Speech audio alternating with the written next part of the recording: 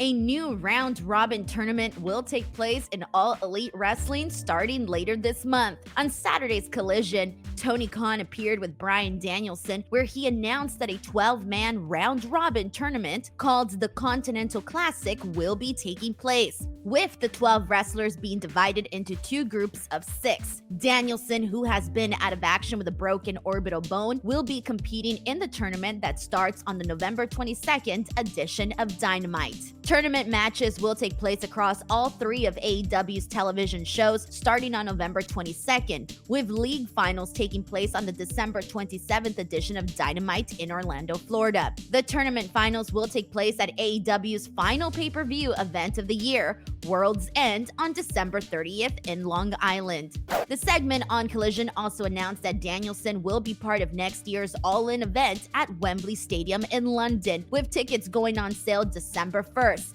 Danielson had missed this year's event due to a broken arm. Tony Khan also mentioned that this will be the final full year that we see Danielson as a full-time in-ring active pro wrestler. Also on Collision, 2 multi-person title matches have now been added to AEW's Full Gear pay-per-view taking place this Saturday. AEW Tag Team Champions Ricky Starks and Big Bill will put their titles on the line in a 4-way match featuring former champions FTR, in addition to House of Black's Malachi Black and Brody King, and LFI's. This will be FTR's first shot at the title since losing them to Ricky Starks and Big Bill recently.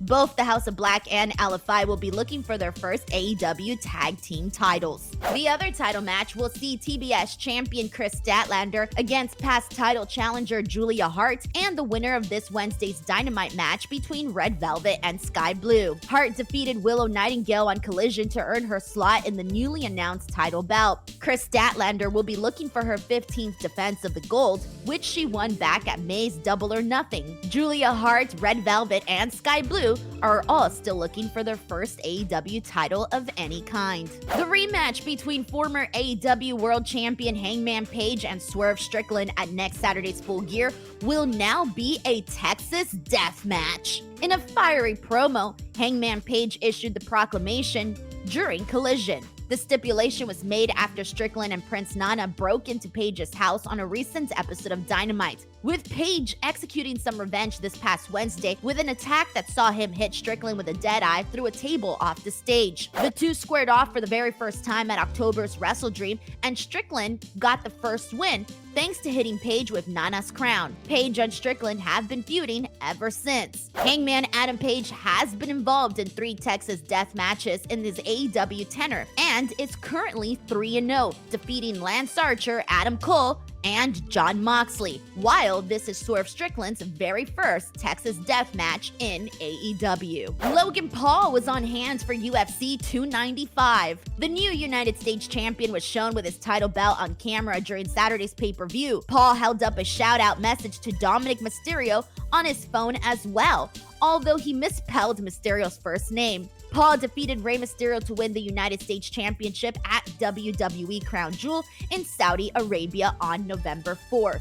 Vince McMahon intends to sell 8.4 million shares of TKO Group Holdings stock, roughly 30% of his stake in the company. According to a press release and documents that TKO filed with SEC, Vince McMahon intends to sell 8.4 million shares of the company's Class A common stock, which, of the close of the stock market on Thursday, was worth just over $713 million. In after-hours trading on Thursday, the TKO stock price was down roughly 5.3% with the news of McMahon's sale. The SEC filing notes that TKO CEO Ari Emanuel and TKO CEO Mark Shapiro intend to buy 1 million of the stock McMahon is putting up for sale, with other company directors said to purchase $850,000 worth of the stock. TKO Group Holdings will repurchase approximately 100 million worth of the stock. McMahon remains the executive chairman of TKO Group Holdings. The company was created by a merger between WWE and UFC that was finalized in September. The stock sale comes after a mixed bag of results from Q3 of 2023 for TKO and an SEC filing from the company stating that McMahon's membership on our board could have adverse financial and operational impacts on our business. More news on that front. Paul Triple H Levesque is excited about WWE's future